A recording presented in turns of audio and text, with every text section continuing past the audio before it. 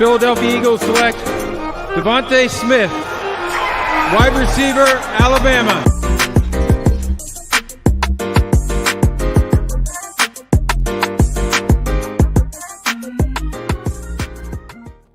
What is going on, guys? Welcome to Party on Broad. Today, we're breaking down more Sixers content. And to help me do that, I've got one of the best on Sixers Twitter, you name it. One of the best Sixers writers there is. He is Harrison Grimm. Follow him on Twitter at Harrison_Grimm. What's going on, man? You're giving me too much credit, but it's really great to be on with you after such an amazing game. Like there's so much positive takeaways from what was such an exciting win, but I'm really happy to be on with you. Thanks again for the invite. Yeah. Sixers might be 3-0, but my body is 0-3 right now. My body is the Toronto Raptors. It's failing. It is absolutely failing. But the show must go on, man. What are your just general reactions from that unbelievable Joel Embiid game winner, man, and some of your top takeaways? Yeah, so I think just my initial takeaway is I can't believe they won that game. There's so many things that could have went wrong and did go wrong. The turnovers, I believe they had 24 turnovers. I think they had 15 in the first half alone. Joel probably played his worst half all year long. If not, it's definitely up there.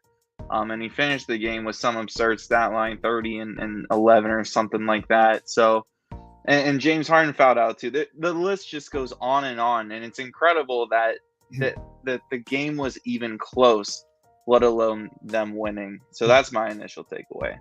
Yeah, wasn't that the feeling, bro? Wasn't it like the Sixers, it was just quicksand. Everything that could have gone wrong, and especially in the first half, did. It was quicksand. And they were only down 10.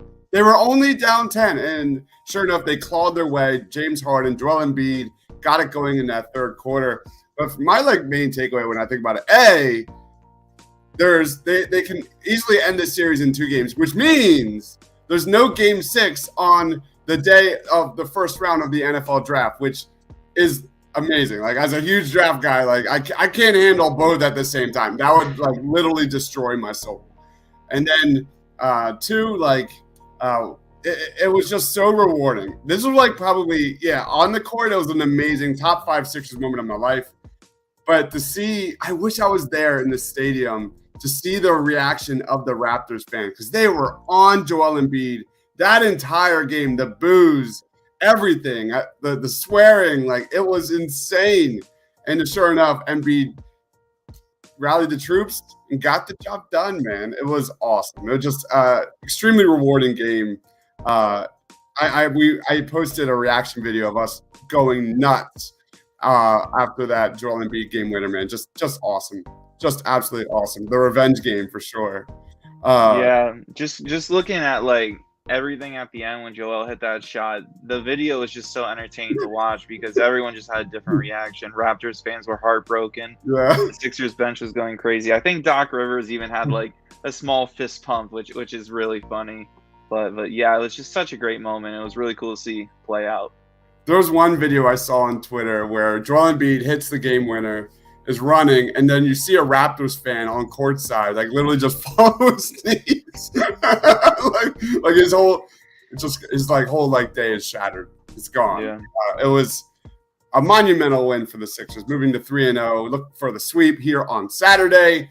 Moving on, man. What's the one thing we have learned most about the Philadelphia 76ers so far through 3 playoff games? I think it's that they're a really serious team, probably more serious than most people thought, myself included. These past 3 games have been something. The first 2 games, obviously a lot different than this third game. They dominated the first 2 games. This third game, there's a lot that went wrong, and they still pulled out a win. And it was really a team effort. If you go down the list, Tyrese Maxey didn't play super well, but he hit some key shots. James Harden had a phenomenal first half. He was a big reason that the Sixers were still even in the game at halftime. Joel Embiid obviously had a poor first half, but just completely flipped the switch, ended up winning them the game. And then there's also Tobias Harris, who I know hasn't necessarily been a fan favorite this year. He's had a really up and down year, but this series he's hit shots, he's hit big shots, catch and shoot shots, and his defense has been otherworldly. Just seeing him, and this was an area where I was concerned, especially when Doc was rolling with Tobias on Pascal Siakam, but Tobias has been phenomenal. So that's my main takeaway so far, is just that this team is serious. I think there are some question marks, but I think that at the very least they're going to hang with Miami, assuming they do move on. I think, like, just to piggyback off that, like, I think where they're serious is their offense. Their offense is elite. You look at points per 100 possessions, second best, 129.2.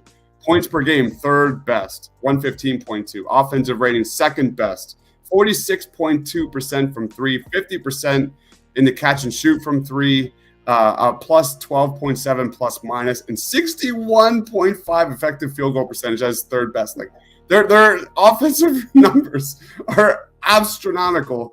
And I think kind of like what has shocked me the most about this Sixers offense is just how they've been so good in transition. They average the most fast break points out of any team in the playoffs right now at 18.3 points a game, after being in that middle of the tier of the NBA during the regular season. And look at their offensive rebounding, man.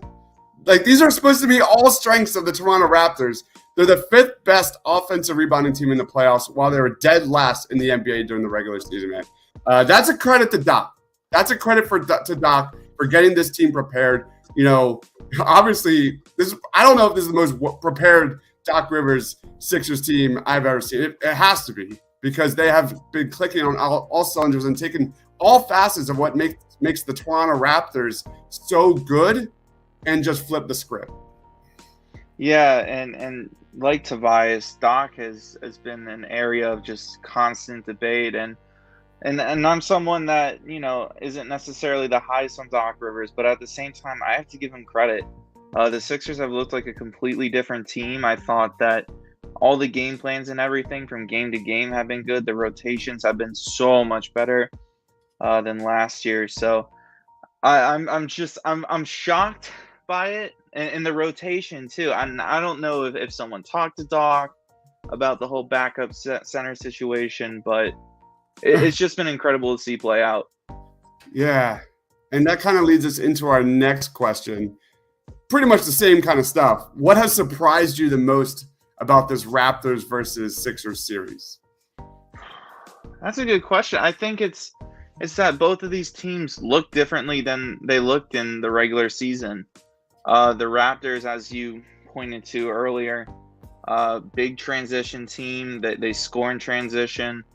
They get baskets off of their defense, and really it's been the complete opposite of that. And part of it is that the playoffs, things kind of just slow down, but the Sixers also on the other end looked like a completely different team, and with just how they rebound. I felt like they've held their own offensively, and the offense actually looks good, and it's even better, you know, when you dive into the numbers. So that's been my biggest thing just coming out of this series that I wasn't really expecting. And, you know, you got to take regular season series with a grain of salt. We saw that in the bubble. I believe the Sixers went 3-1 against the Celtics, and they ended up getting swept.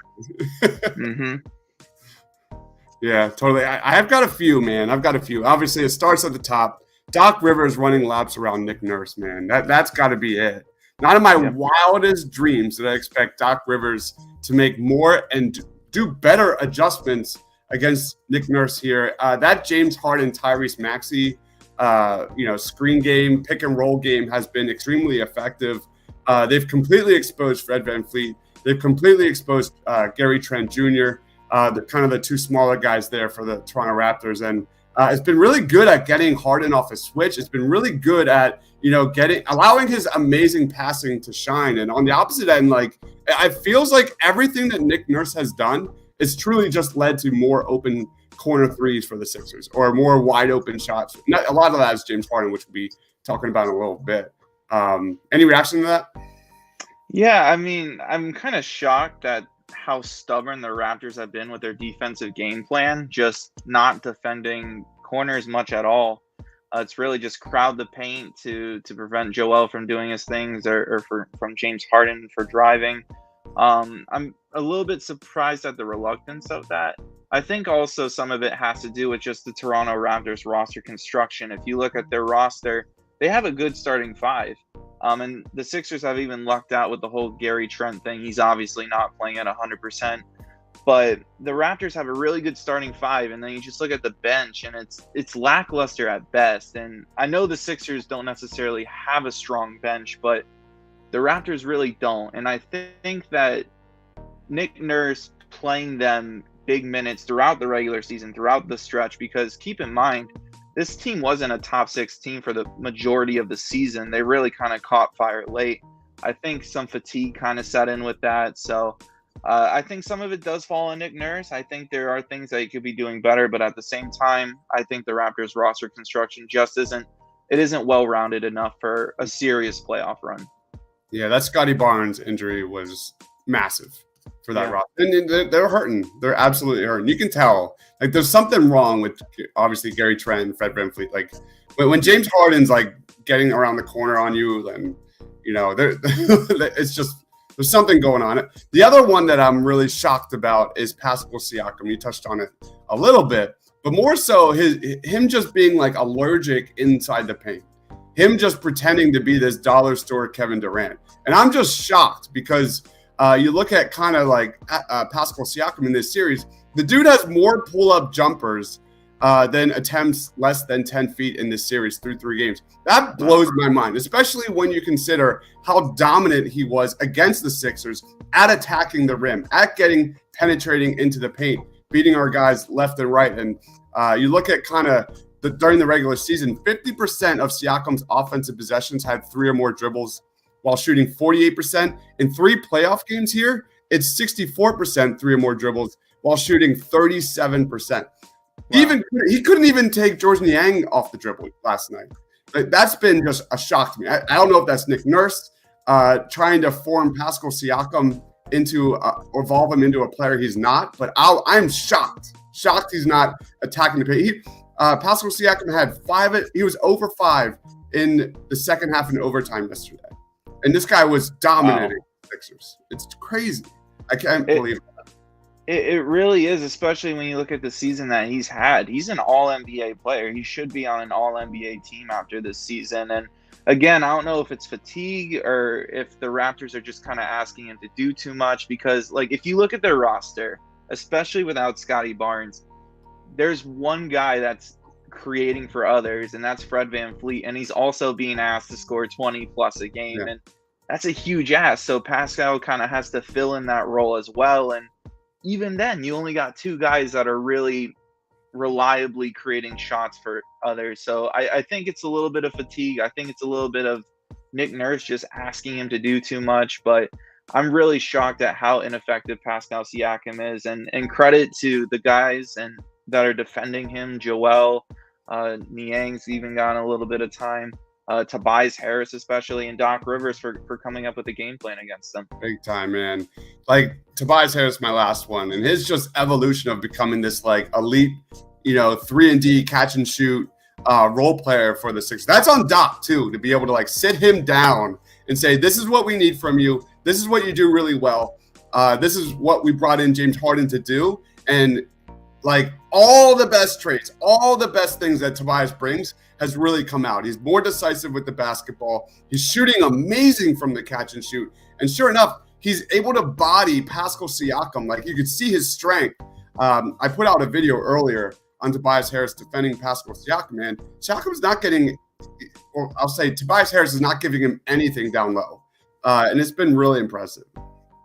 Yeah, like, it wasn't the greatest offensive showing from Tobias. So it wasn't a bad one either, but he's had obviously better games in this series. But there's so many plays where he got a stop when they really needed one, especially towards the end of the overtime period. And credit to Tobias Harris. I had never thought that there would be a playoff series where you could really stick him on Siakam and have it be effective long term. But for the majority of this series, he's really held his own. So big props to him for embracing this new role kind of next to James Harden. He's not an offensive focal point much anymore, but if he can just nail catch and shoot threes and be good defensively, then there's a role to be had for sure.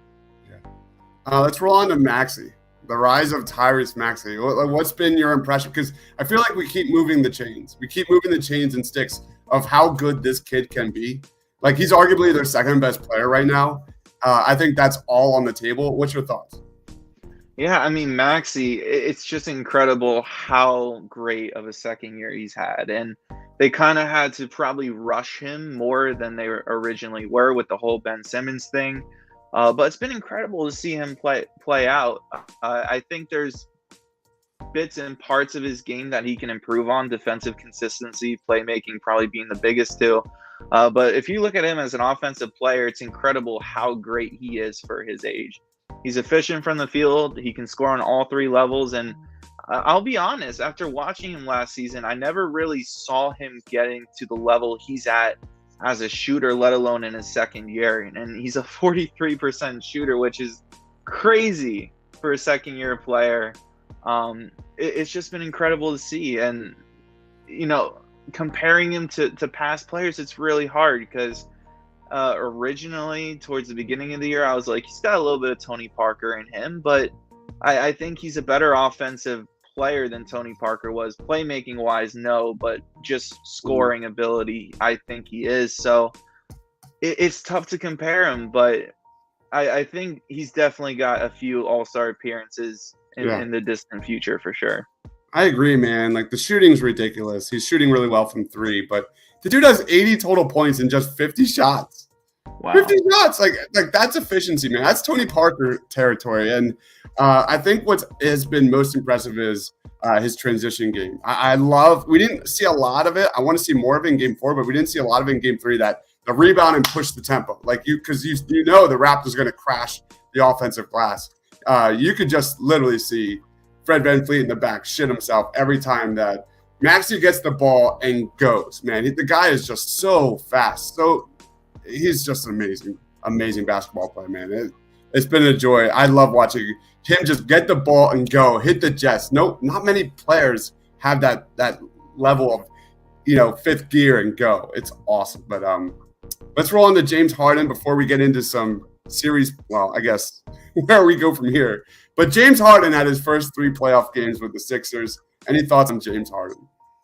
Yeah, so, you know, last night I feel like was his best game. Well, not best game, but best playoff game as a Sixer. And the numbers are fine looking. I think he had 18, 6, and 10 or something like that. And for James Harden, those are fine numbers. But I think those numbers are kind of mundane compared to the impact that he really had on that game.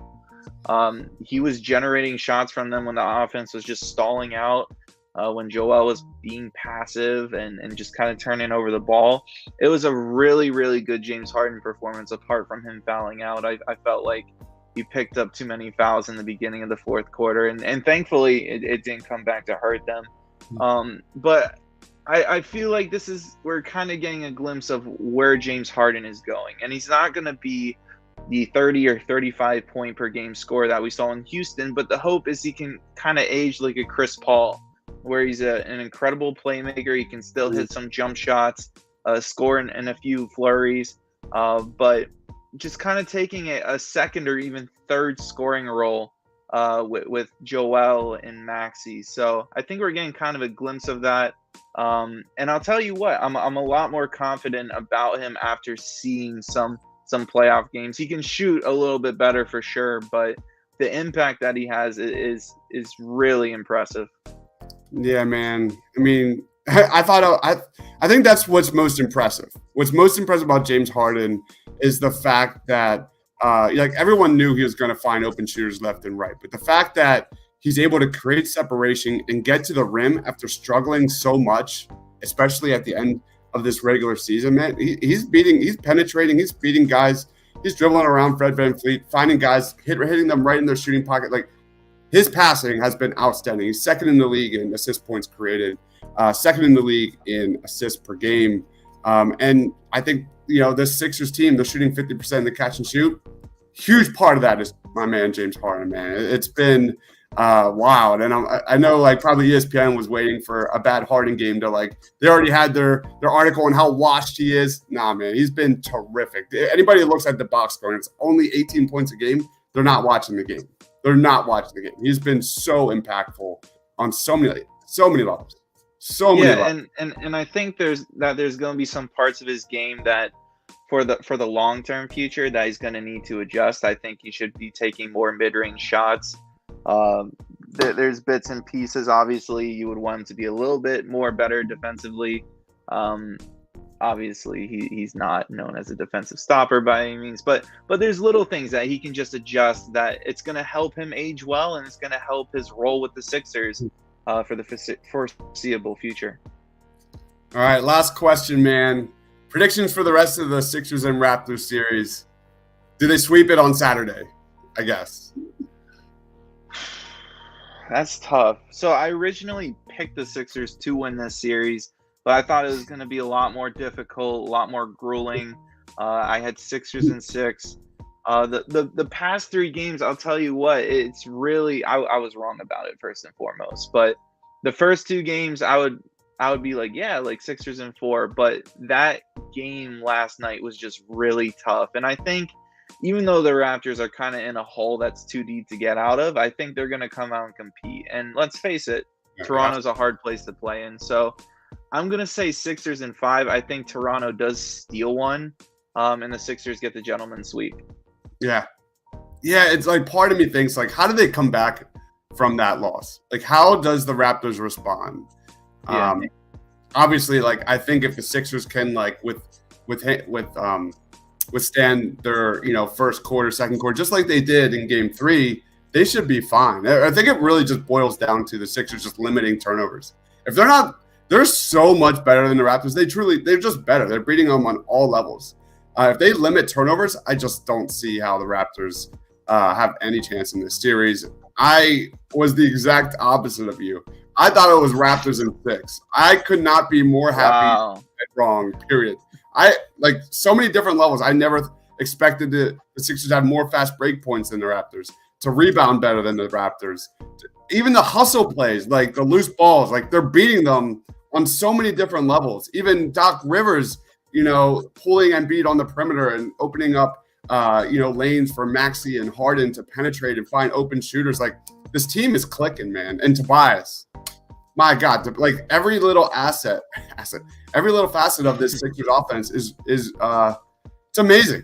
It is, they're playing their best basketball. Yeah, Game 3 didn't start out strong, but you look at that second half, like Embiid and Harden ended the second half something along the lines of like 11 of 17 with Harden fouling out. Like, there's something different about this team. I don't know if it's leadership. I don't know if, like you said, someone sat down Tobias, Doc Rivers, no all bench lineups. There's a lot of there's just so many positives. It's crazy. But that pretty much wraps it up, man. Let's do final thoughts and plugs, dude. Where can we find you, man? Yeah, so you can find me on Twitter at Harrison_Grim. That's right here. Also, I do work for Liberty Ballers. Check it out. A lot of great content there. So, yeah, that's where you can find me. And once again, thanks for having me on. It's cool to talk about a fun, good Sixers game. So, I'm really happy I could do this.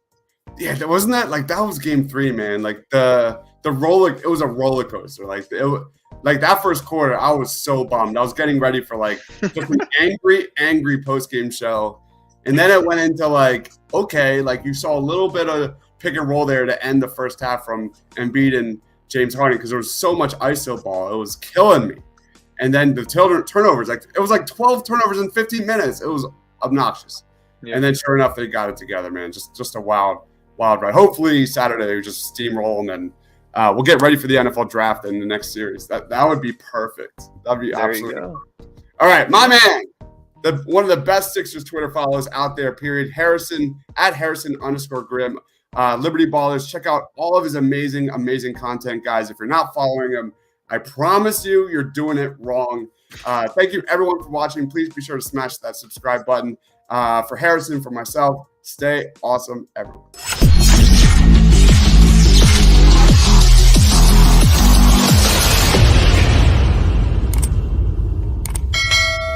Third down.